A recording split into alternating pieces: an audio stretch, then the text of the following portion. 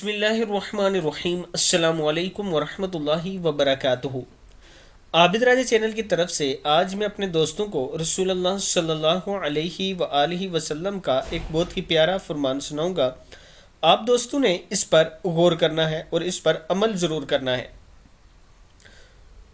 رسول اللہ صلی اللہ علیہ وآلہ وسلم نے ارشاد فرمایا، جو شخص میری امت کے فائدے کے لیے دین کے کام کی 40 حدیث حفظ کرے گا تو اللہ تعالیٰ اس کو قیامت کے دن عالموں اور شہیدوں کی جماعت میں اٹھائیں گے اور اس سے فرمائیں گے تو جنت کے جس دروازے سے چاہے جنت میں داخل ہو جا۔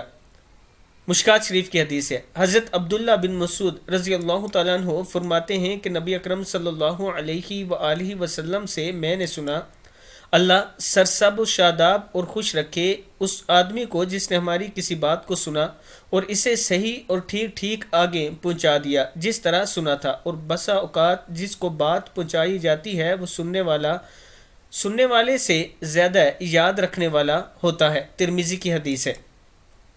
میں اپنے دوستوں سے گزارش کروں گا کہ میں اپنے چینل پر چھوٹی چھوٹی احادیث شیئر کرتا ہوں، آپ دوست اس پر عمل بھی کیا کریں اور انہیں زبانی یاد بھی کر لیا کریں۔ السلام علیکم ورحمۃ اللہ وبرکاتہ۔